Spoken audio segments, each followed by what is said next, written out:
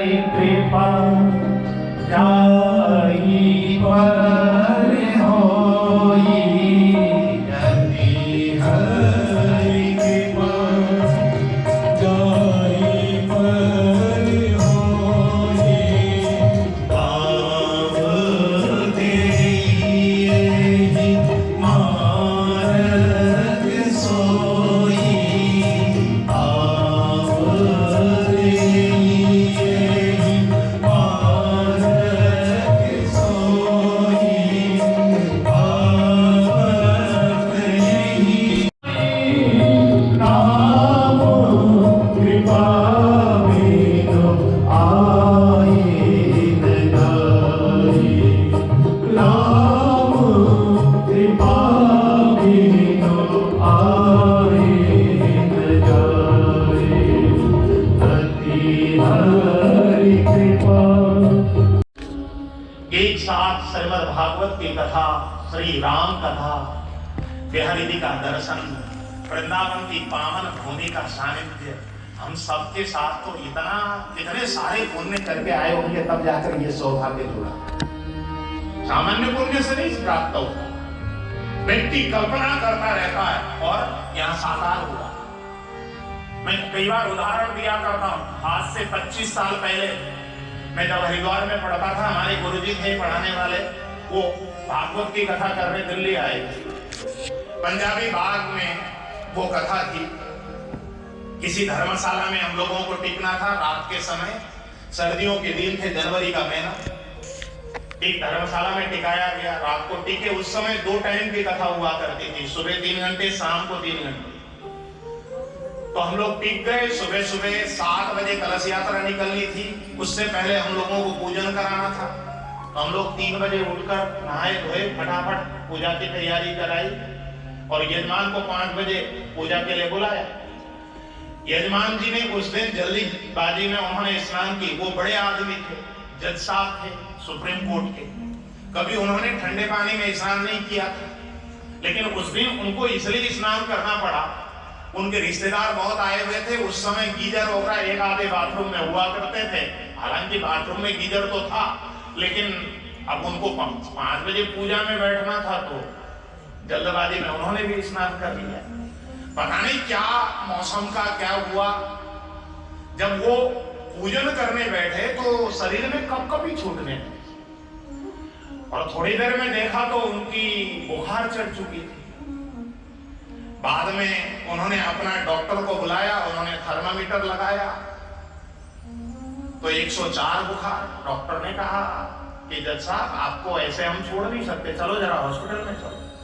वो हॉस्पिटल लेकर के गए और 7 दिन इधर कथा चलती रही और यजमान जी 7 दिन हॉस्पिटल में इलाज कराते रहे। और 7वें दिन जब कथा पूर्ण हो रही थी तो यजमान जी वो जो बोतल चढ़ते हैं, उन बोतलों के ऐसे एक व्यक्ति पकड़ा हुआ सामने से आ रहे थे। चलो आरती में तो मैं शामिल हूं। जिनके ऊपर भागवत जी की कृपा नहीं सकता, जीवन में नहीं समझ सकता। ये मैंने प्रत्यक्ष देखा। और ये तो मैं एक उदाहरण इसलिए देता हूं, ये घटनाएं और भी घटित हुई है हमारे सामने, लेकिन मैं बार बार एक ही उदाहरण को इसलिए देता हूं क्योंकि उन्हें यजमान जी से अपना इस समय संपर्क है और शेष उदाहरण कई।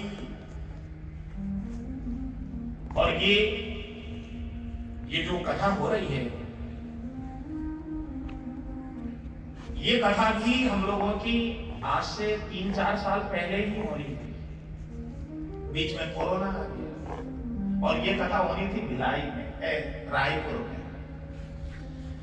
और स्वर्गीय बजरंगलाल अग्रवाल जी, उनके शरीर रहते होनी थी, उनको सामने सुनना था, लेकिन कोई बात नहीं, वो गोलोक धाम में होते हुए भी यहाँ पर सूक्ष्म रूप में बैठकर इस कथा को श्रवण कर रहे हैं।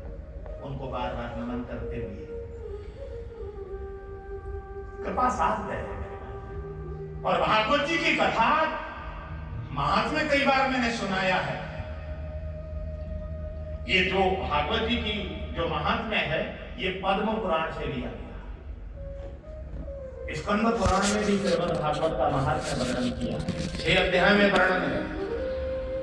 और मैंने पिछले बार की वृंदावन की कथा में भी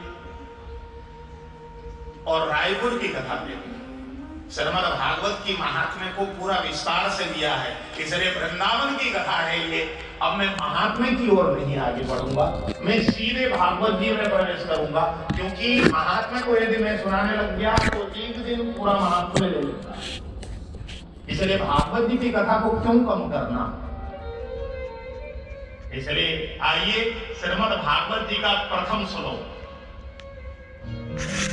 जन्माद्यस्य यतोऽन्वयादितरतः चारथे स्वभिज्ञस्वरा तेने ब्रह्महृदाय आदिकवये मुह्यन्ति यत्सूरयः तेजो वारिमृतां यथा विनिमयो यत्र त्रिसर्गो मृषा धाम्ना स्वेन सदा निरस्तकुहकम् सत्यं परं धीमहि सत्यं परं धीमहि।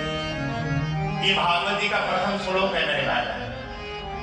और प्रथम श्लोक में किसी ठाकुर का नाम नहीं लिया, शिवम परम धीमहि नहीं कहा, कृष्णम परम धीमहि नहीं कहा, देवीम परम धीमहि नहीं कहा, ढोंडिम परम धीमहि नहीं कहा, सूर्यम परम धीमहि नहीं कहा, यहां सत्यम परम धीमहि कहा। और भागवत जी का प्रथम शब्द क्या है? जन्माद्यस्य। जन्म से भागवत का प्रारंभ किया गया। और भागवत का विराम कहां है? जरा अंतिम श्लोक में चलिए। नाम संकीर्तनम यस्य सर्व पाप प्रणाशनम प्रणामो दुख शमनः तं नमामि हरिं परम। अंतिम श्लोक का अंतिम शब्द है परम।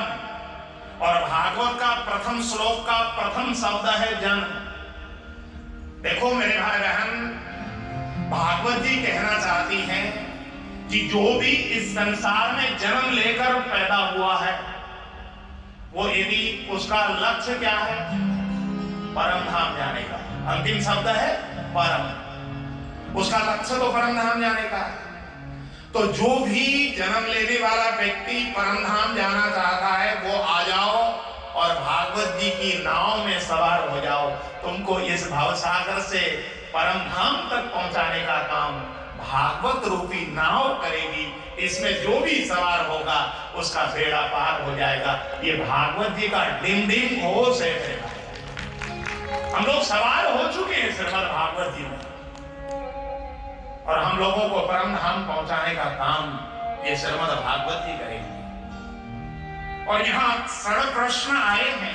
उनका भी 88,000 ऋषियों ने सूत जी महाराज के समक्ष, मैं भी सारण्य में सूत जी महाराज व्यासासन पर विराजमान है। सौनकादि 88 ऋषि उनके सम्मुख आसन लगाकर विराजमान हैं। और सौनकादि 88,000 ऋषियों ने जब हाथ जोड़कर प्रणाम करके कहा, गुरुदेव हम आपके समक्ष अनेक पुराणों की कथा आपने हमको श्रवण कराई, लेकिन गुरुदेव अब हम कथा नहीं सुनना चाहते।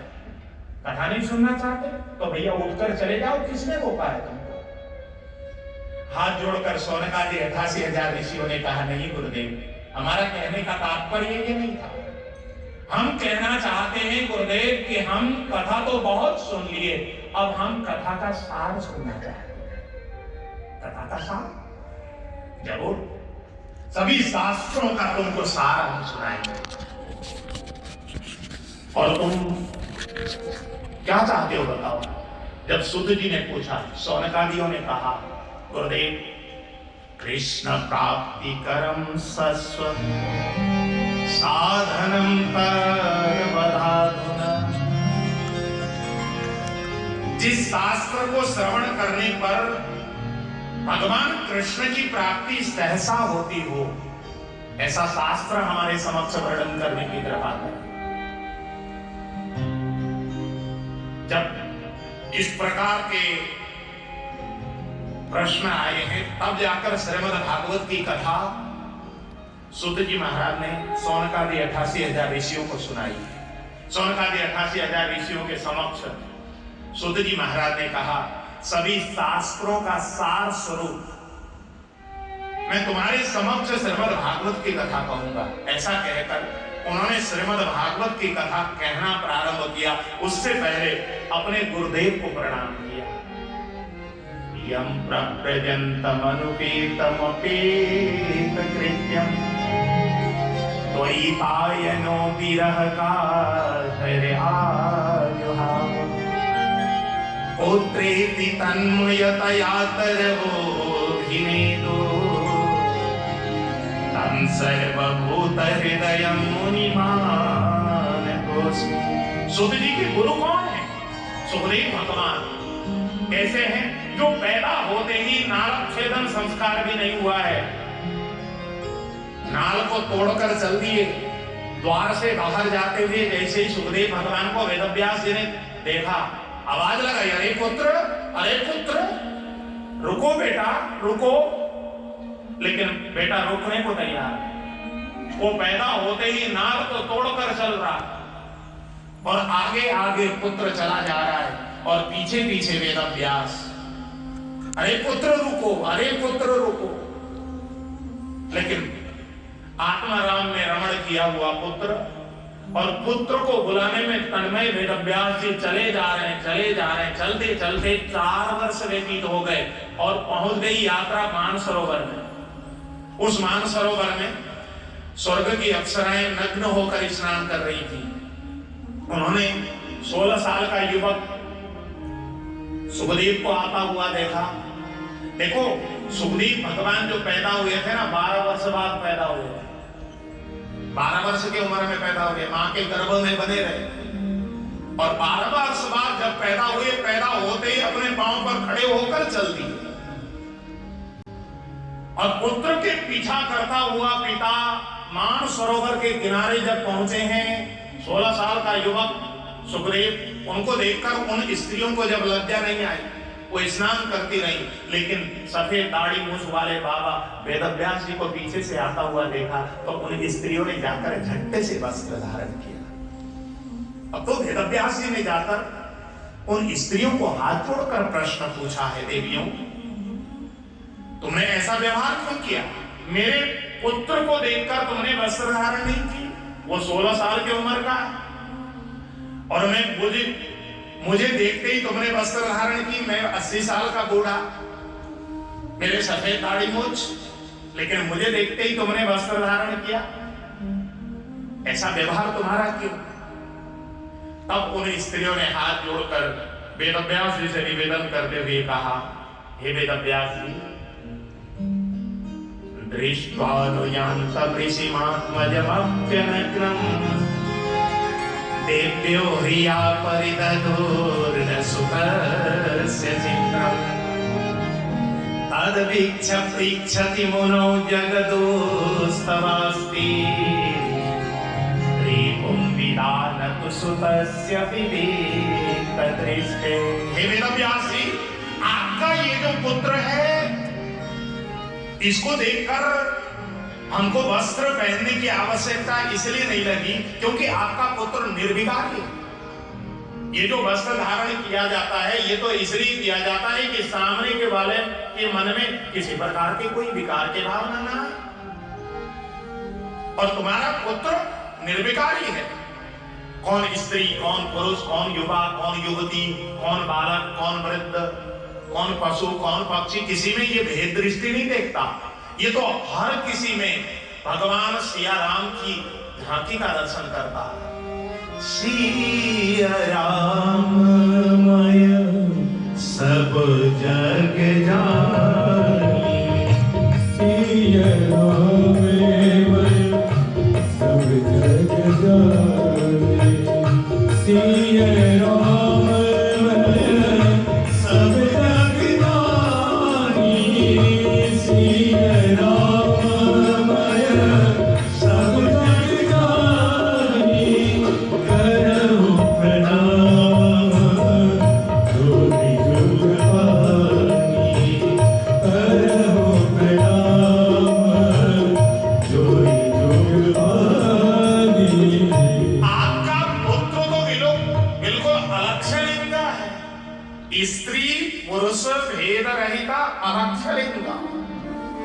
पुत्र के मन में किसी प्रकार की स्त्री पुरुष में कोई भेद नहीं, किसी प्रकार की कोई विकार की भावना नहीं, निर्विकार आपका पुत्र।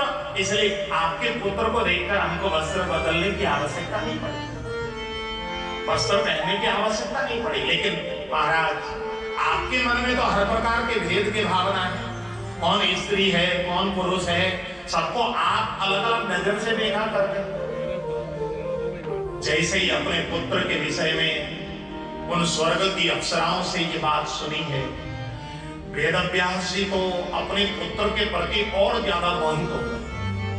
अब तो और ज्यादा मुक्त कंठ से अपने पुत्र को पुकारते हुए, अरे पुत्र रुको, अरे पुत्र रुको, अरे पुत्र रुको,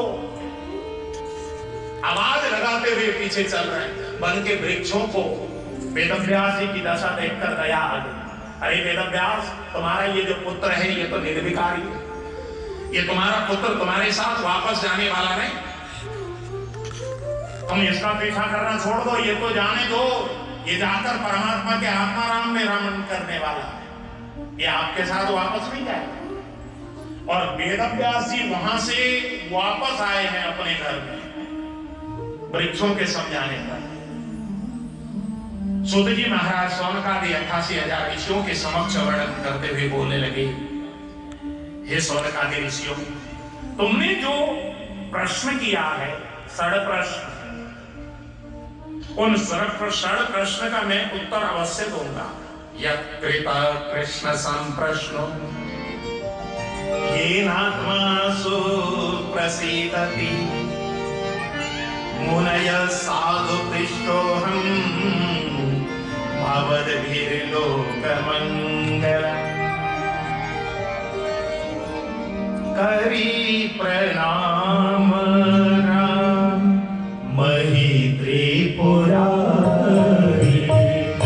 करी प्रणाम राम मही त्रिपुरारी, हरि से सुधा सब हीरा उजारी, हरि से सुधा सब हीरा उजारी। तुम रघुवीर चरण अनुरागी, तुम रघुवीर चरण अनुरागी, तीनों प्रश्न जगत हित लागी, तीनों प्रश्न जगत हित लागी। हे सौनकादि ऋषियों, तुमने जगत के हित के लिए जो प्रश्न पूछा है, उन प्रश्नों का उत्तर मैं आज से 7 दिन पर्यंत पूरी श्रीमद् भागवत की कथा उसके अंतर्गत दूंगा। ऐसा कहकर सूत जी महाराज सौनकादि 88,000 ऋषियों के समक्ष वर्णन करते हुए बोलने लगे, जब वेदव्यास जी अपने पुत्र को वापस अपने साथ लेकर आने में जब असमर्थ हुए, उस समय वेदव्यास जी अपनी कुटिया में जब पहुंचे, उन्होंने अपनी कुटिया में जाने के बाद एक वेद था तब तक, उस वेद को 4 भाग में विभाजन कर दिया। उसके बाद 17 पुराणों की रचना की, महाभारत जैसे दिव्य ग्रंथ का रचना किया, फिर भी मन में शांति नहीं आई, मन व्याकुल हो गया वेदव्यास जी का, और हृदय में बिल्कुल उद्विग्नता और ज्यादा बढ़ती गई। तब बहुत ज्यादा अशांत अवस्था में वेदव्यास जी बैठे हुए थे, अचानक नारद जी का आगमन हो गया, और जैसे ही नारद जी का दर्शन पाया है, वेदव्यास जी ने हृदय गदगद हो गया। नारद जी को प्रणाम करके वेदव्यास जी ने अपनी संपूर्ण वेदना नारद जी के श्री चरणों में अर्पित की। हे नारद भगवान, मैं इतना सारा शास्त्र का मैंने रचना किया, 17 पुराणों की मैंने रचना की, महाभारत जैसे दिव्य ग्रंथ जो 1,00,000 श्लोकों का है, इतनी बड़ी ग्रंथ मैंने रचना की, और उसमें लिख दिया यन्न भारते तन्न भारते, जो महाभारत में है वो भारतवर्ष में है, जो महाभारत में नहीं है वो भारतवर्ष में ना है ना होगा।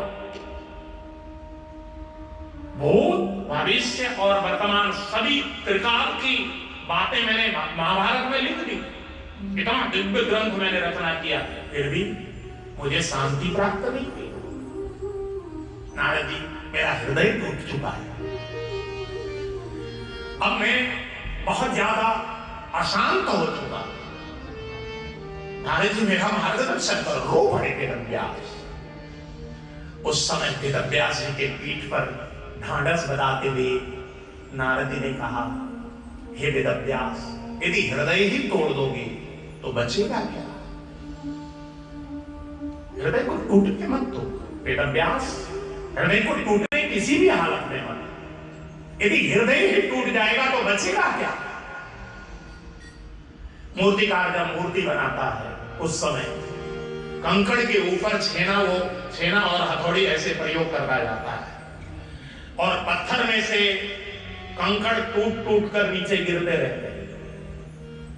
जो पत्थर टूट जाते हैं वो कंकड़ बन जाते हैं, जो पत्थर टूट जाते हैं वो कंकड़ बन जाते हैं, और जो पत्थर चोट सह जाते हैं वो संकर बन जाते हैं। हे वेदव्यास, इसलिए अपने हृदय को टूटने मत देना, हृदय को चट्टान की तरह अटल बनाए रखना, तभी तुम जीवन में पूजित भी होगे, तुम्हारे हृदय में शांति भी आएगी।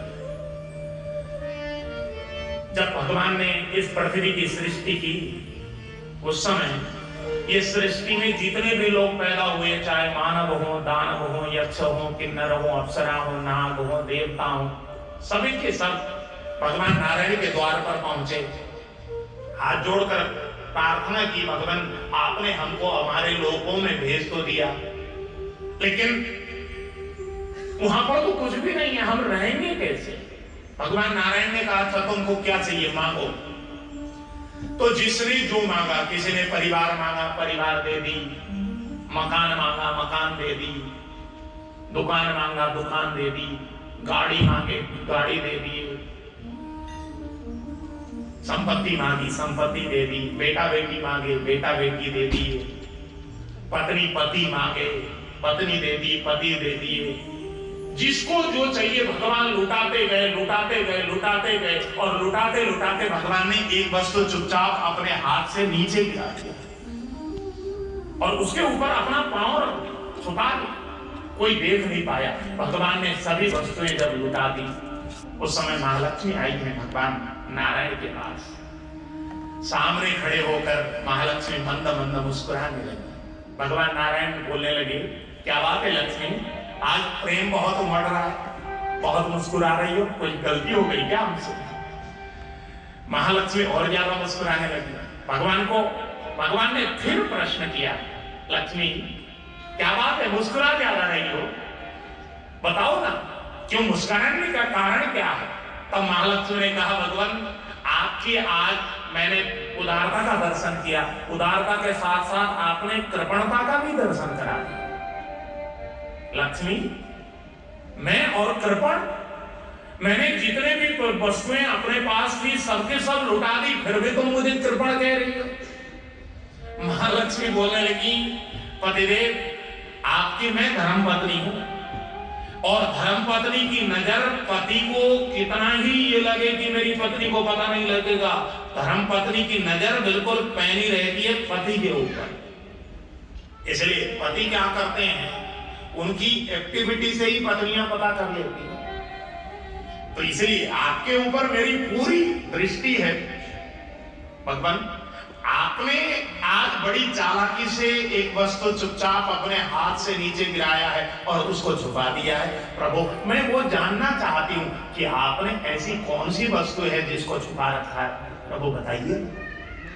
तब महालक्ष्मी के समक्ष भगवान नारायण बोलने लगे, लक्ष्मी मैंने बड़ी सावधानी से वो वस्तु छुपाई थी, लेकिन फिर भी तुम्हारी दृष्टि पड़ गई, हो तो तुम पक्की धर्मपत्नी।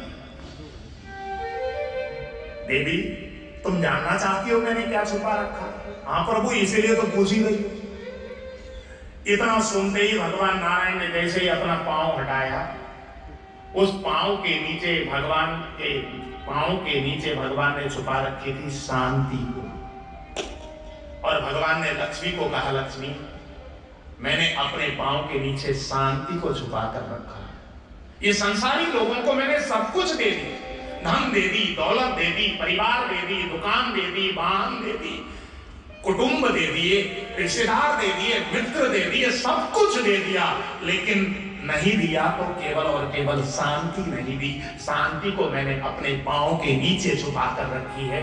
ये संसार में पैदा होने वाला व्यक्ति संसार में सब कुछ प्राप्त कर लेगा, धन प्राप्त कर लेगा, दौलत प्राप्त कर लेगा, पुत्र प्राप्त कर लेगा, पुत्री प्राप्त कर लेगा, व्यापार प्राप्त कर लेगा, यश प्राप्त कर लेगा, अनेक प्रकार के सुख के साधन एकत्रित कर लेगा, लेकिन शांति की खोजी यदि उसको करनी होगी तो उसको मेरे चरण का सहारा लेना ही होगा। जो मेरे चरण का सहारा लेगा उसके जीवन में शांति आ जाएगी। जो मेरे चरणाश्रित नहीं होगा उसके जीवन में शांति कभी भी नहीं आ सकती। यदि शांति प्राप्त करना है मेरे भाई बहन, तो भगवान के चरण का सहारा तो लेना ही पड़ेगा। मेरे बिहारी जी की कृपा जब तक किसी के ऊपर नहीं होती ना, तब तक उसके जीवन में शांति आ ही नहीं सकती। मेरे ठाकुर की कृपा चाहिए, और ठाकुर के चरणाश्रित जो होता है उसी के जीवन में ये कृपा होती है। और नारद जी ने अपने पूर्व जन्म की पूरी कथा कही। हे वेदव्यास, मैं पूर्व जन्म में एक दासी का पुत्र था। मेरी माँ एक आश्रम में रहकर मेरा लालन पालन करती। मैं उस समय 5 वर्ष की उम्र का था। मेरे पिताजी की मैं जब गर्भ में रहा हूंगा तभी वो वैकुंठवास हो गए थे। मेरी माँ मेरा लालन पालन करने के लिए आश्रम की सेवा करना, झाड़ू बहारी करना, गौ सेवा करना, मेरी माँ का ये काम था। एक बार हम जिस आश्रम में रहते थे उस आश्रम में कुछ संतों की टोली चतुर्मासा करने को आ गई। मेरी माँ ने मुझे एकांत में बुला करके कहा, बेटा ये तुम्हारे लिए अवसर है, संत आए हैं, संतों की यदि तुम सेवा करोगे तो तुम्हें सर्वस्व मिलेगा। संत की सेवा से व्यक्ति को सब कुछ प्राप्त हो सकता है। जब मेरी माँ ने कहा, मैं भले ही छोटा था, उम्र में बिल्कुल 5 वर्ष की मेरी आयु थी, मेरी माँ की आज्ञा को मैंने सिरोधार करके मैं संतों की सेवा में लग गया। संत मुझसे पानी मंगाते, कभी कभी संतों के चरण की सेवा करता। संतों का भोजन का जब समय होता तो उनको भोजन की परोसाई करना, ये काम होता था। और संत जब भोजन कर लेते थे तो उन्हीं के जुठन प्रसाद में पाता था। इस प्रकार मेरी सेवा अहरनिश चलने लगी। उन्हीं संतों का सत्संग सुनता, उन्हीं संतों के बीच में दिन रात में उन्हीं की सेवा में लग गया। 4 महीने तक उस आश्रम में सत्संग की गंगा बही।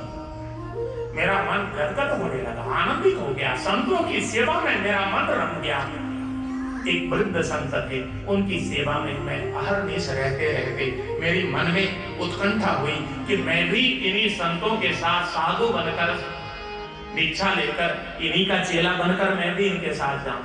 मैंने एक दिन एक वृद्ध संत से, जिनकी मैं सबसे ज्यादा सेवा करता था, उनसे हाथ जोड़कर विनती करते हुए कहा, संत भगवान, मुझे भी अपना शिष्य बनाकर, अपने तरह साधु बनाकर मुझे भी लेकर के चलिए अपने साथ। मैंने जैसे ही निवेदन किया, उन संत ने मुझे कहा, बेटा मैं तुम्हें साधु बनाकर अपने साथ ले जाने के लिए मैं तैयार तो हूं, लेकिन तुमको अपनी माँ से अनुमति लेनी हो।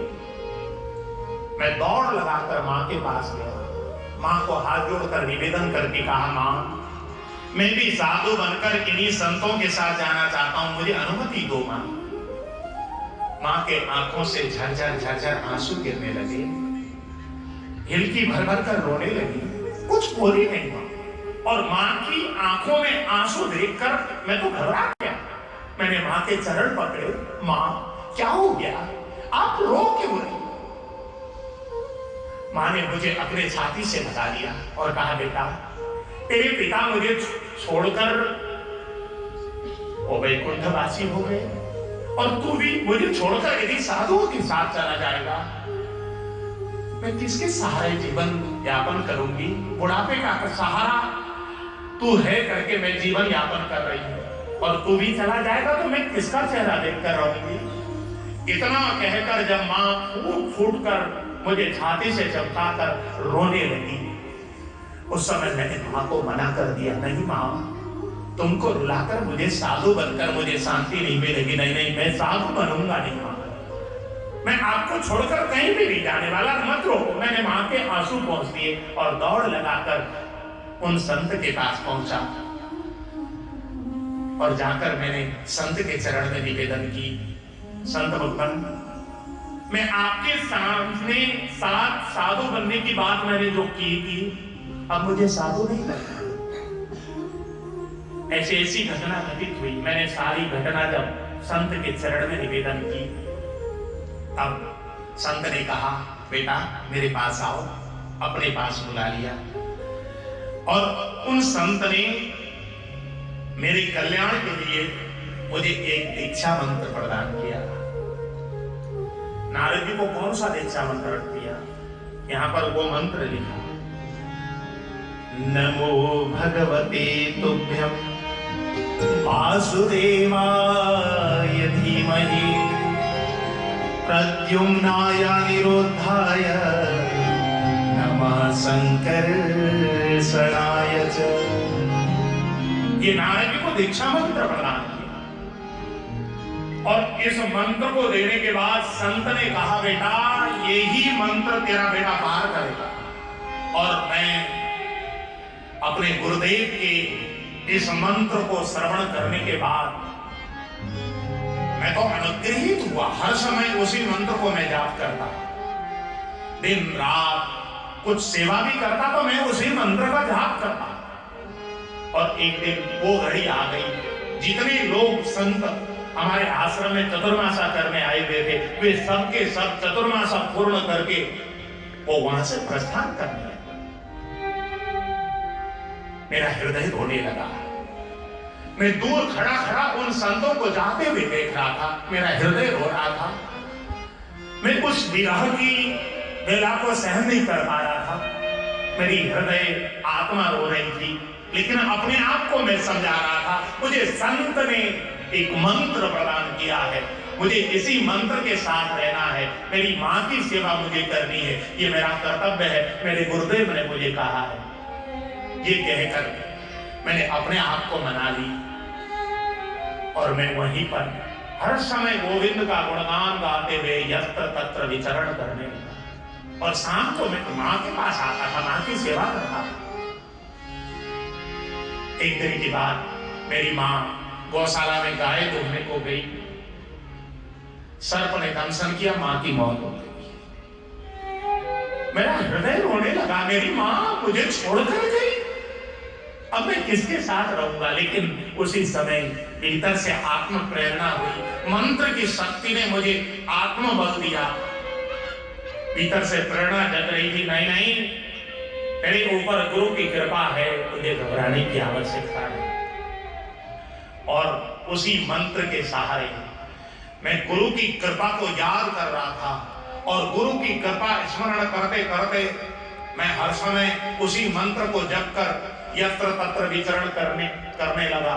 और मैं एक दिन तीर्थ यात्रा को जब निकला, पूरे भारतवर्ष की तीर्थ यात्रा की, मेरी उम्र बढ़ती जा रही थी, और जैसे ही मेरी आयु पूर्ण हुई, मुझे यमराज के दूत जब लेने आए, धर्मराज के दूत जब लेने आए, उस समय मेरी जब मृत्यु हुई, उसके तुरंत बाद इस पृथ्वी में प्रलय आया, क्योंकि वो युग पूर्ण हो गया था। और जैसे ही प्रलय आया, प्रलय के बाद मुझे जो अगला जन्म मिला, सतयुग आ गई। और अगले जन्म में मैंने जब जन्म पाया तो नारद के रूप में जन्म पाया। मैं नारद के रूप में प्रकट हुआ, ब्रह्मा जी के मानस पुत्र के रूप में मैं पैदा हुआ। और आज नारद के रूप में जो मेरी ख्याति है, मैं कहीं भी जाता हूं देवदत्तामिमां वीणां स्वरब्रह्म विभूषिता मूर्छयित्वा हरिकथा गायमान सराम्य। और ये देवताओं ने जो मुझे वीणा दी हुई है, इस वीणा को मूर्छन करते हुए जब मैं यत्र तत्र विचरण करता हूं तो हृदय गदगद हो जाता है मेरा। चारों तरफ मेरी वीणा के स्वर को सुनकर ये पृथ्वी त्रिलोक में रहने वाले हर कोई झंकृत हो जाते हैं। और मेरी वीणा की आवाज जिसके कान पर पड़ती है, उसके जीवन में भगवान नारायण की भक्ति सहसा आ जाती है। नारद, ये कृपा केवल और केवल मुझे भगवान नारायण के चरण में रति होने के कारण है, प्रभु के ऊपर विश्वास करने के कारण है। नहीं तो मैंने इस जीवन में क्या काम ऐसा किया जो मेरे ठाकुर ने मेरा हाथ थाम लिया। ऐसा क्या काम किया हमने तेरा,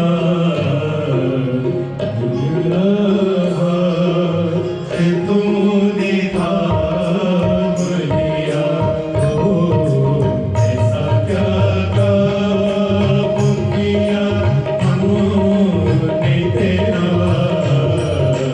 जो मेरा तूने थाम लिया। मेरी जिंदगी की बदल दे तूने, मेरी जिंदगी की बदल दे तूने। जरा सा मैंने तेरा नाम लिया। ओ ऐसा क्या काम किया हमने तेरा, जो मेरा तूने थाम लिया।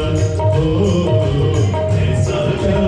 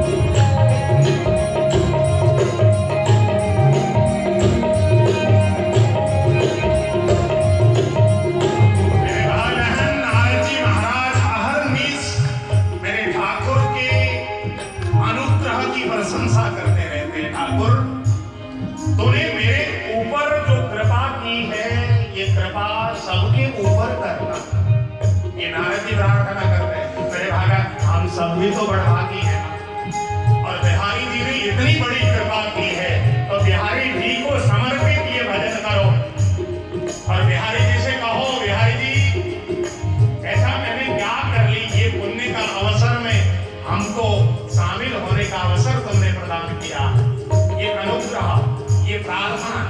जी के प्रति समर्पित हम सब की ओर से। दीन दुखियों का तू सहारा करे, दीन दुखियों का तू सहारा करे, डूबती नाव का किनारा है, डूबती नाव का किनारा है। तेरी एक नजर जिसमें बन जाए,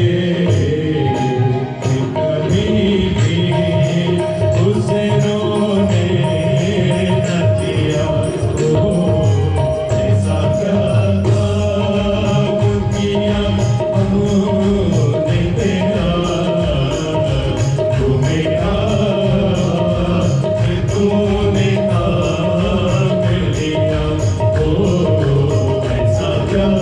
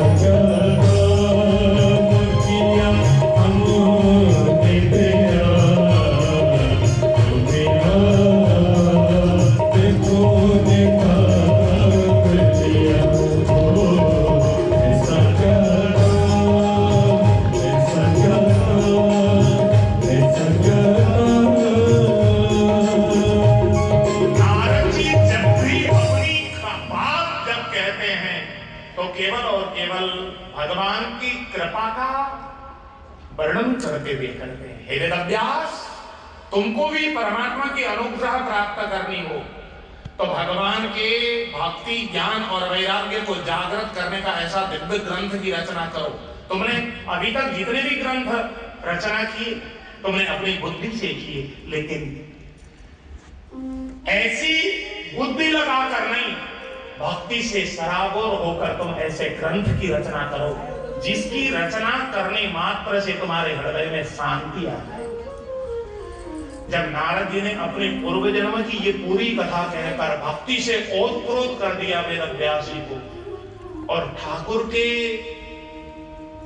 भक्ति की जो प्रेरणा दी, वेदव्यास जी नारद जी के श्री चरणों में लोटपोट हो गए। नारद जी, आपने मुझे जो कृपा की है मेरे ऊपर आज, और जो निर्देश दिया है, और आपका आशीर्वाद लेकर अब मैं ऐसे दिव्य ग्रंथ की रचना करूंगा। फिर तो वेदव्यास जी ने श्रीमद् भागवत की रचना की। अब भागवत की रचना तो हो गई, लेकिन ये रचना मैं किसको प्रदान करूं, इसका प्रधान वक्ता कौन हो? तो इन्होंने ध्यान दृष्टि से जब देखा तो इनको सुखदेव भगवान की याद आ गई। इसके लिए सुखदेव से बड़ा निर्विकारी, आत्माराम में रमण किया हुआ परमहंस और कौन मिलेगा? लेकिन सुखदेव आएगा कैसे, उसको बुलाऊं कैसे? तो अपने दो शिष्यों को श्रीमद् भागवत के 2 श्लोक रटा दिए, और 2 श्लोक रटा करके सुखदेव जहां पर तपस्या में लीन हैं उस स्थान पर भेजा, और आज्ञा दी उन शिष्यों को कि बेटा तुम जाकर जहां सुखदेव तपस्या कर रहा है ना, उसी के आसपास में जाकर ये दोनों श्लोकों का गुणगान करो, खूब जोर जोर से गुनगुनाओ। वो इन दोनों श्लोकों को सुनते ही वो आकृष्ट हो जाएगा और यहां पर आ जाएगा। 2 श्लोक रटाकर अपने चेलों को भेजा वेदव्यास जी। सुखदेव भगवान जहां पर तपस्या में रत थे, वहां जाकर जैसे ही 2 भागवत जी के श्लोक उन शिष्यों ने जोर जोर से उच्चारण की, उन दोनों श्लोकों को सुनते ही वेदव्यास जी के पुत्र सुखदेव जी के मन में भागवत जी के प्रति बहुत ज्यादा प्रेम उमड़ गया, हृदय रोमांचित हो गया। भागवत के 2 श्लोक सुनते ही हृदय गदगद होने लगा, आंखों से अश्रु की धारा बहने लगी सुखदेव भगवान की, और दौड़ लगाकर वेदव्यास जी के दोनों शिष्यों के पास आए। भैया और बोलो ना, तुम बंद क्यों हो जाते हो? केवल 2 श्लोक के अलावा और भी तो बोलो। जैसे ही आंखों से अश्रु की धारा बहाते हुए सुखदेव भगवान ने वेदव्यास जी के दोनों शिष्यों को कहा, दोनों वेदव्यास जी के शिष्यों ने हाथ जोड़कर सुखदेव को प्रणाम करते हुए कहा, प्रभु आप इससे ज्यादा यदि भागवत जी के श्लोक सुनना चाहते हैं तो हमारे गुरुदेव के पास पधारिए। उनके पास ऐसे 18,000 श्लोकों की श्रृंखला है। इतना सुनते ही सुखदेव भगवान गदगद हृदय के साथ वेदव्यास जी के दोनों शिष्यों को प्रणाम करके बोलने लगे, भैया मुझे शीघ्रता से लेके चलो अपने गुरु के पास, मैं ऐसे श्लोक सुनना चाहता हूं। दौड़ लगाकर आगे आगे वेदव्यास जी के शिष्य और पीछे पीछे सुखदेव भगवान जी, और सुखदेव भगवान ने जाकर वेदव्यास जी के चरणों में दंडवत किया, मुझे ऐसे श्लोक सुनने हैं। फिर तो वेदव्यास जी ने स्वयं खड़े होकर सुखदेव भगवान के लिए आसन बिछाया, बैठो बेटा, और सुखदेव भगवान को श्रीमद् भागवत की पूरी ज्ञान प्रदान की। तब जाकर सुखदेव भगवान प्रधान वक्ता बने। ये तो रही श्रीमद् भागवत के रचनाकार और वक्ता के विषय में। सौनकादि 88,000 ऋषियों ने सूत जी महाराज से प्रश्न किया, गुरुदेव आपने हमारे समक्ष वेदव्यास जी के विषय में भी बता दिया, सुखदेव भगवान के विषय में भी बता दिया, अब जिन्होंने श्रीमद् भागवत की कथा श्रवण की ऐसे भक्त परीक्षित के विषय में भी तो बताने की कृपा करें। इतना सुनते ही हृदय गदगद हो गया सूत जी महाराज का, और सौनकादि 88,000 ऋषियों के समक्ष वर्णन करके भी बोलने लगे, हे सौनकादि 88,000 ऋषियों, ये परीक्षित की जो कथा है ये कथा भगवान कृष्ण की कथा से जुड़ी है, इसलिए मैं तुमको वो पूरी कथा विस्तार से वर्णन करूंगा, तुम ध्यानपूर्वक श्रवण करो। इतना कहकर अब महाभारत के उस प्रसंग की ओर लेकर के जा रहे हैं सूत जी महाराज। रणांगण में युद्ध चल रहा है, दुर्योधन और भीम के बीच में गदा की टंकार चल रही है। घनघोर युद्ध के मैदान में बहुत सारे कौरव पक्ष के योद्धा मारे जा चुके हैं। भीष्म दादा सरसैया में पड़े हुए हैं, और एक कोने में भगवान श्री कृष्ण के साथ साथ पांचों पांडव खड़े हैं और दुर्योधन के पक्ष में केवल और केवल अश्वत्थामा है और सारे योद्धा उसके मारे जा चुके हैं। दुर्योधन भीमसेन के साथ गदा युद्ध कर रहा है और गदा की जो टंकार चल रही है उस समय घनघोर युद्ध चल रहा है। यदा मृधे कौरवसृञ्जयारा वीरे स्वतो वीरगतिं गतेषु विगोदराभि धगनाभिपर्ष भग्नोरुदन्ते धृतराष्ट्रपुत्रे भग्नोरुदन्ते धृतराष्ट्रपुत्रे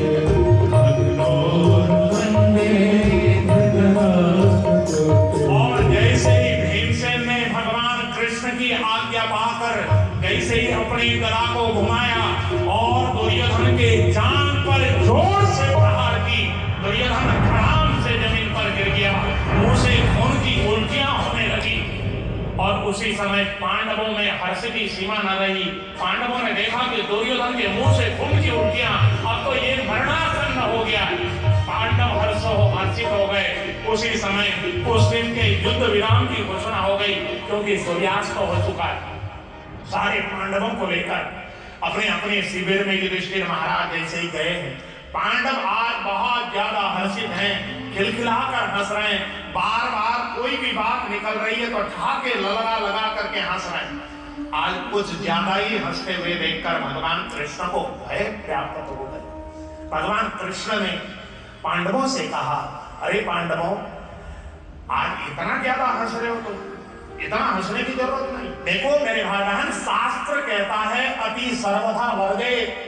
अति किसी भी चीज की अच्छी नहीं होती। अति खाना अच्छा नहीं, अति खाओगे तो पेट गुड़गुड़ाने लग जाएगा, अति बोलोगे तो भी कुछ ना कुछ अनर्थ ही हो जाएगा, और अति हंसोगे तो रोना जरूर पड़ेगा। इसलिए भगवान पांडवों को बहुत ज्यादा हंसते हुए देखकर भगवान ने पांडवों को रोकने के लिए, तुरंत विषयांतर करने के लिए पांडवों को कहा, चलो भैया थोड़ी देर टहले आते हैं। भगवान पांडवों को लेकर टहलने के लिए निकल गए। इधर घर में केवल द्रौपदी रह गई। द्रौपदी के 5 पुत्र रह गए। द्रौपदी ने 5 पुत्रों को रात्रि का भोजन कराया। बहुत देर इंतजार करती रही, लेकिन द्रौपदी के जब पति वापस घर में लौट करके नहीं आए, उस समय द्रौपदी ने पुत्रों को कहा, बेटा तुम लोग जाकर सो जाओ, तुम्हारे पिता को आने में देर लगेगी। 5 पुत्रों ने मां से अनुमति ली, मां यदि हम जाकर अपने पिता के बिस्तर में जाकर सो जाएं तो हमारी इच्छा है कि हम अपने पिता के बिस्तर में जाकर सोना चाहते हैं। द्रौपदी ने 5 पुत्रों को ले जाकर सुलाया, चादर उड़ा दी और दरवाजा बंद करके अपने कमरे की ओर जैसे ही द्रौपदी ने प्रस्थान किया। ये तो रही पांडवों की तरफ। उधर दुर्योधन रणांगण में बिल्कुल छल-विक्षत होकर गिरा पड़ा। खून की उल्टी होती जा रही है, शरीर में कई जगह चोटें लग गई हैं और अश्वत्थामा आया है उस अवस्था पर को देखकर दुर्योधन के पास, और दुर्योधन को उलाहना देता हुआ बोलने लगा, भैया तुमने मेरे ऊपर कभी विश्वास नहीं की। यदि तुमने मेरे ऊपर विश्वास की होती तो आज ये तुम्हारी दशा नहीं होती। तुमने मुझे आज तक सेनापति के रूप में भी नियुक्त नहीं किया, अभी भी कुछ बिगड़ा नहीं है। दुर्योधन, यदि तुम आज भी मुझे सेनापति के रूप में नियुक्त करते हो तो मैं इन 5 पांडवों के नरमुंड लेकर आने की क्षमता रखता हूं। इतना सुनना था। इस बात को सुनते ही दुर्योधन बोलने लगा, अश्वत्थामा यदि तुमको ऐसा लगता है तो जाओ, तुमको मैंने सेनापति के रूप में नियुक्त कर दिया, ये मेरी घोषणा है। इतना सुनते ही अश्वत्थामा हर्षित हो गया। अश्वत्थामा ने दुर्योधन को तो ले जाकर वैद्य को सौंपा।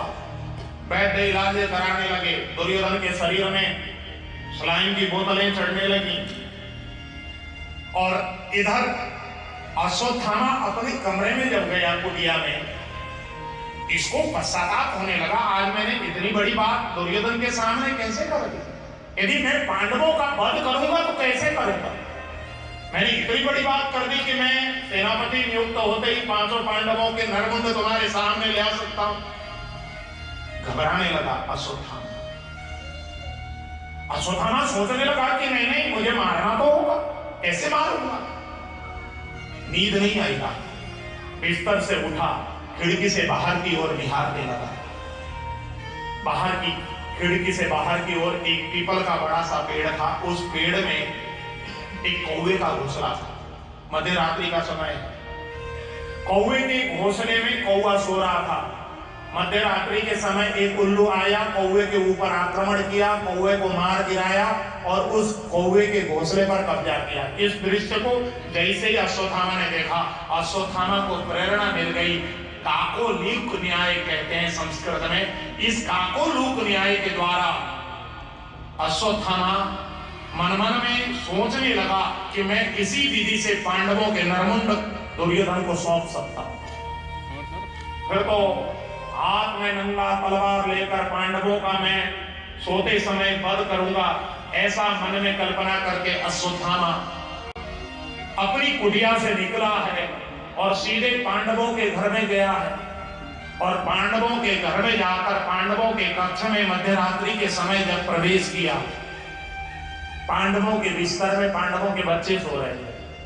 अश्वत्थामा ने जाकर उन बच्चों के गर्दन पर जैसे ही अपने तलवार से प्रहार की, पांचों नरमुंड एक पोटली में डाला और जैसे ही लेकर के गया है, दुर्योधन को सौंपा है नरमुंड की पोटली। और दुर्योधन को दंभ करते हुए बोलने लगा, दुर्योधन तुम्हारे बड़े बड़े योद्धा जो काम नहीं कर पाए, मैंने अकेले करके दिखाया है। लो पांडवों के ये पांचों नरमुंड मैं तुम्हारे को सौंपता हूं।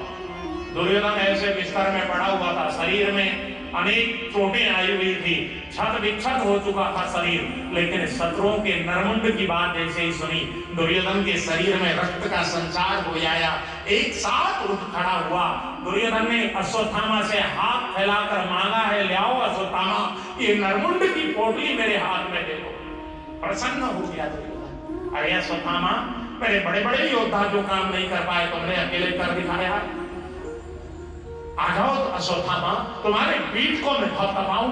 पहले तो पीठ थपथपाता रहा दुर्योधन, और जैसे झटपट गांठ खोली है पोटली की, और पोटली के नरमुंडों पर जैसे ही दुर्योधन की दृष्टि गई, दुर्योधन छाती पीट पीट करके दहाड़ दहाड़ करके रोने लगा। अरे पापेष्ट अश्वत्थामा, ये तूने क्या पाप किया? ये नन्हे नन्हे बालकों की नरमुंड मेरे सामने लाकर कहता है तू कि पांडवों की नरमुंड लो। बेकार है, तेरे जैसे पापिष्ट का मुंह तो देखना भी पाप होता है, इसलिए तू मेरे सामने से हट जा। तेरा तो शकल भी नहीं देखना चाहता है। जिन बालकों के कारण हमारा वंश आगे बढ़ने वाला था, उन बालकों को भी तूने मार दिया। अब हमारा कौरव और पांडवों का वंश ही समाप्त हो जाएगा। अरे वंश हत्यारा, तू मेरे सामने से हट जा। तेरा तो मुंह देखने में भी पाप लगेगा, तेरा शकल तक नहीं देखना चाहता, तू मेरे सामने से हट जा। दुर्योधन हाय हाय हाय करते हुए, उन बच्चों का नाम लेते हुए रोते बिलखते, उन बच्चों की मृत्यु को देखकर उस पीड़ा से वो बिल्कुल छटपटाता हुआ दुर्योधन की वहीं पर प्राणांत हो गए। कल्पना करो मेरे भाई बहन, एक शत्रु की ये दशा है, तो जिन बालकों की ये दशा हुई होगी, उनकी मां ने जब ये दृश्य देखा होगा तो उस मां के मन में क्या स्थिति रही होगी। और प्रातः काल का सूर्योदय होने जब हुआ है और द्रौपदी अपने बेटों को उठाने के लिए उस कमरे में जैसे गई है, दरवाजे को जैसे खोला है और भीतर का जो दृश्य द्रौपदी ने देखा, खड़ी खड़ी मुंह खुली की खुली रह गई, आंखों से झरझर आंसू की धारा बहने लगी और द्रौपदी विलाप कर करके एक एक पुत्र का नाम ले ले करके विलाप करते हुए रो रही है। देख द्रौपदी बिनु सिर प्राण, देख द्रौपदी बिनु सिर प्राण,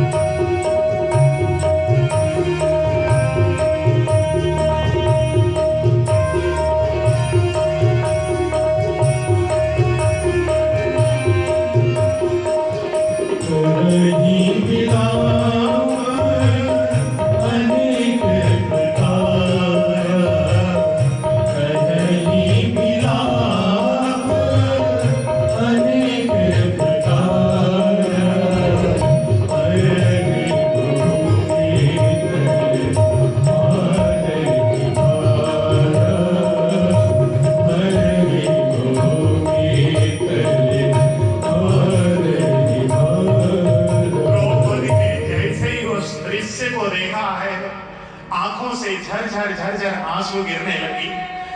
हा पुत्र करके इतना दहाड़ मार मार करके रोई। कभी मूर्छित होती है, जब होश आता है तो एक एक पुत्र का नाम ले लेकर पुकारती है, हे प्रतिबिंब, हे श्रुत से, हे श्रुत कीर्ति, हे सतानी, हे श्रुत कर्मा, तुम कहाँ चले गए बेटा? नहीं, तुमको अभी नहीं जाना है, तुमको वापस जीवित होना पड़ेगा बेटा। दहाड़ मार मार कर द्रौपदी रो रही थी। उसी समय पांचों पांडवों के साथ जैसे ही मेरे द्वारकाधीश सरकार का आगमन हुआ, उस समय द्रौपदी दौड़ लगा कर गई, मेरे ठाकुर के श्री चरणों में पछाड़ खाई है। ठाकुर, मेरे बच्चों की ये दशा। और जैसे ही द्रौपदी छाती पीट पीट करके जब रो रही है ना, माता शिशूना निधनम सुताना निसम्य घोरम परिताप्यमाना तदारुदत बाष्पकला कुलासी तां सांत्वयन्ना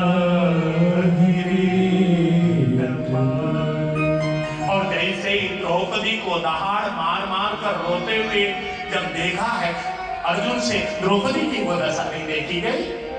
द्रौपदी को तत्काल कंधा पकड़ करके कहा, द्रौपदी, तुम्हारे पुत्रों का जिसने वध किया है ना, उस दुष्ट को मैं तुम्हारे सामने यहीं ले आकर उसका मैं वध करूंगा, मैं तुमको वचन देता हूं।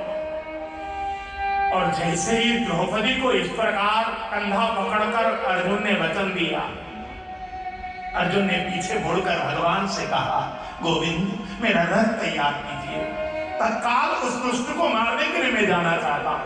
भगवान रथ तैयार करके लेके आ गए। भगवान के रथ पर अर्जुन सवार हुए और जैसे ही भगवान ने रथ के घोड़ों की लगाम खींची है और घोड़े वायु वेग से उड़ान भर करके जब आगे बढ़े, आगे आगे अश्वत्थामा, पीछे पीछे भगवान और अर्जुन का रथ, और अश्वत्थामा ने पीछे मुड़कर जैसे देखा कि पीछे से अर्जुन आ रहा है और अर्जुन मारेगा, अर्जुन ने बाणों की वर्षा करना प्रारंभ कर दी। अश्वत्थामा घबरा गया। अश्वत्थामा सोचने लगा कि मैं अर्जुन का सामना कैसे करूं। अश्वत्थामा ने तत्काल ब्रह्मास्त्र को अभिमंत्रण किया और अभिमंत्रण करके जैसे ही ब्रह्मास्त्र को अर्जुन को मारने के लिए प्रयोग किया, भगवान ने अर्जुन को सावधान किया, अर्जुन सावधान हो जा, तुझे मारने के लिए अश्वत्थामा ने ब्रह्मास्त्र को चला दिया। अर्जुन सावधान हुए और अर्जुन ने भगवान से अनुमति ली, परमात्मा, इस ब्रह्मास्त्र का काट तो केवल ब्रह्मास्त्र ही हो सकता है, इसलिए मैंने ब्रह्मास्त्र चला दूं क्या? भगवान से जैसे अनुमति ली और भगवान ने जैसे ही हरी झंडी दी है, अर्जुन ने भी ब्रह्मास्त्र को अभिमंत्रण किया और जैसे ही अभिमंत्रण करके ब्रह्मास्त्र को जैसे ही आकाश में छोड़ा, दोनों ब्रह्मास्त्र आकाश में जब टकराने लगे, पृथ्वी में भूकंप आ गई, आकाश के तारे टकरा टकरा करके उल्कापात होने लगे, मूसलधार बारिश होने लगी। उस समय पृथ्वी में त्राहिमाम की स्थिति हो। उस समय भगवान श्री कृष्ण ने कहा, अर्जुन, जल्दी से स्थिति को संभाल ले, नहीं तो स्थिति बिगड़ सकती है। उसी समय अर्जुन ने मंत्र शक्ति के द्वारा दोनों ब्रह्मास्त्रों को जैसे शांत किया। उस समय अश्वत्थामा ने जब देखा कि ब्रह्मास्त्र निष्फल हो गया, अब तो अश्वत्थामा घबरा गया और वहां से जब भागने लगा, भगवान ने अर्जुन को सावधान किया, अर्जुन जल्दी से पकड़ ले, नहीं तो ये भाग जाएगा। अर्जुन रथ से छलांग लगाकर दौड़ लगाकर गए, अश्वत्थामा की चोटी पकड़ी, घसीटते हुए लेकर आए और जैसे अर्जुन रथ पर सवार हुए, लटका हुआ अश्वत्थामा नीचे है, भगवान ने रथ को हाँक दिया और रथ जैसे ही द्रौपदी के पास पहुंचा है, द्रौपदी के कदमों में ले जाकर अर्जुन ने जैसे ही अश्वत्थामा को पटका, हाथ में तलवार लेकर अश्वत्थामा को मारने के लिए जैसे ही अर्जुन जी महाराज उद्यत हुए, उसी समय दौड़ लगाकर आई है द्रौपदी और द्रौपदी ने आकर अर्जुन जी के चरण पकड़े।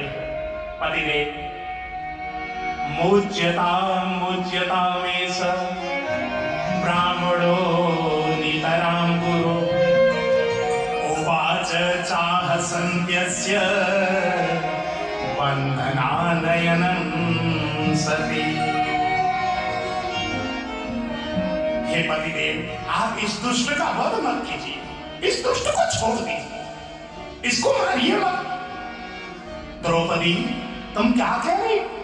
हाँ पतिदेव, मैं सही कह रही। द्रौपदी, ऐसा क्यों कह रही? द्रौपदी ने कहा कि मेरे सामने आप इस दुष्ट को वध भी कर देंगे तो भी मेरे पुत्र मुझे वापस नहीं मिलने वाले, और जितनी पीड़ा मेरे पुत्रों के मारे जाने पर मुझे हो रही है ना, उतनी ही पीड़ा इस दुष्ट के मारे जाने पर इसकी मां कृति को भी तो होगी। और ये तो आपका गुरु का पुत्र है, ये ब्राह्मण है, इसको मत मारिए, इसको छोड़ दीजिए। इतना सुनना था, भीमसेन की दांतें कुटकुटाने लगी, और भीमसेन ने आकर अर्जुन के कंधे पर एक थप्पड़ मारा और कहा, अर्जुन तू नहीं मारता तो मैं एक ही गदे से इसका राम नाम सत्य कर देता हूं। उसी समय पीछे से आए हैं युधिष्ठिर ने दोनों भाई के कंधों पर हाथ रखा। नहीं भैया, यदि द्रौपदी कुछ कह रही है तो द्रौपदी की बात तो सुनो। और द्रौपदी की ओर जैसे अर्जुन ने देखा, द्रौपदी ने हाथ जोड़कर विनती करते हुए कहा कि इसका वध मत करो। बहुत करुणा भरी निगाहों से अर्जुन को जब द्रौपदी बार बार प्रार्थना कर रही, मेरे भाई बहन, नारी का हृदय दयार्द बहुत होता है, ऐसे ही परमात्मा ने नारी नहीं बनाई। इस घटना को कहते हुए मुझे इस भारतवर्ष की महान नारी पुण्य श्लोक अहिल्याबाई होलकर की याद आती है। आप लोगों ने उनके इतिहास में वो कहानी पढ़ी होगी। अहिल्याबाई होलकर इंदौर की महारानी, जिन्होंने काशी का मंदिर बनाया, उनका नाम कौन नहीं जानता भारतवर्ष में। यदि उनका नाम नहीं जानता तो मेरे भाई बहन, अब भारतवर्ष में वो पैदा हुआ कि नहीं, शंका। अरे अपनी इतिहास को मालूम हर किसी को होता ही है। पुण्य श्लोक अहिल्याबाई होलकर के जीवन में ऐसी घटना आई है। वो प्रजा की इतनी हित करते थे, उन्होंने अपने राज दरबार के बाहर एक बड़ा सा घंटा लटकाया हुआ था। कोई भी आकर रानी साहिबा को कुछ भी कहना चाहे तो कभी भी आकर घंटा बजा दे और रानी साहिबा उनकी बात सुनेंगी। जो कहीं भी बात सुनवाई ना हो तो रानी साहिबा डायरेक्ट सुनेंगे, ऐसा उन्होंने अपने प्रजा में कहलवा रखी थी। और एक घंटा बांध दिया था अपने दरबार के बाहर। एक दिन ये राजसभा में सभा का काम कर रही थी, अचानक टन टन टन टन टन टन घंटा बजने की आवाज जब सुना, रानी को लगा कि आज इतना तगड़ा घंटा तो आज तक कभी किसी ने बजाया नहीं था। कोई मेरा प्रजा कोई अत्यंत कष्ट में है, इसलिए इतना जोरदार घंटा बजा रहा है, इसलिए मुझे स्वयं जाना होगा करके रानी साहिबा अपने राजकाज को छोड़कर तत्काल दौड़ लगाकर, नंगे पांव दौड़ लगाकर जैसे राजभवन के बाहर पहुंची घंटे के पास, तो देखा एक गाय अपने सींग में घंटे का रस्सी को बांधकर ऐसे ऐसे हिलाती जा रही थी। और रानी साहिबा ने जैसे ही देखा, वो गाय ने दौड़ लगाकर वो घंटे की रस्सी से अपना सींग हटाकर दौड़कर आई गाय, और रानी साहिबा के सामने नतमस्तक होकर गाय खड़ी हो गई और अपने सिर से इशारा करके आगे की तरफ चलने लगी। तो रानी साहिबा समझ गई कि ये मुझे कुछ कहना चाहती है गाय।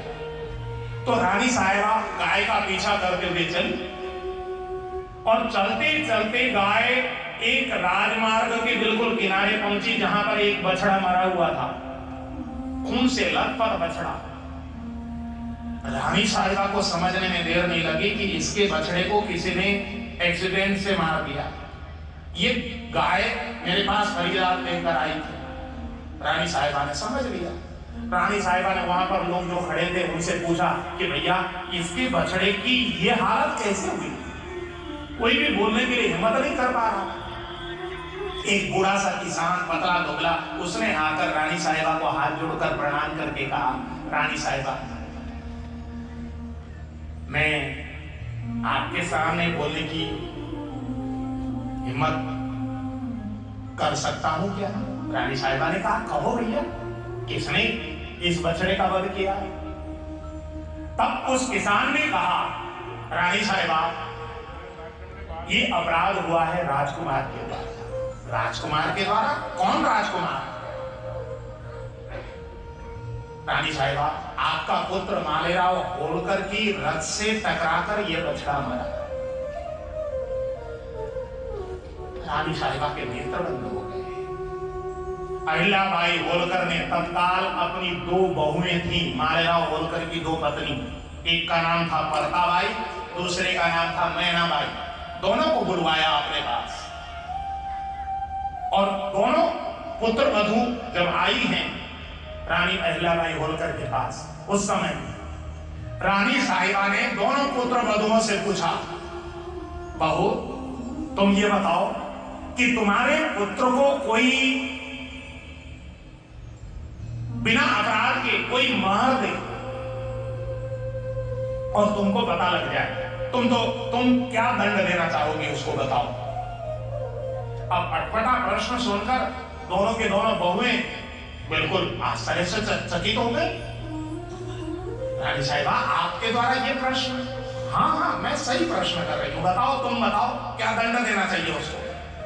अरे रानी साहिबा, यदि कोई मेरे पुत्र को वध कर देता है तो उसको मृत्युदंड देना चाहिए, इसमें कोई पूछने की बात है?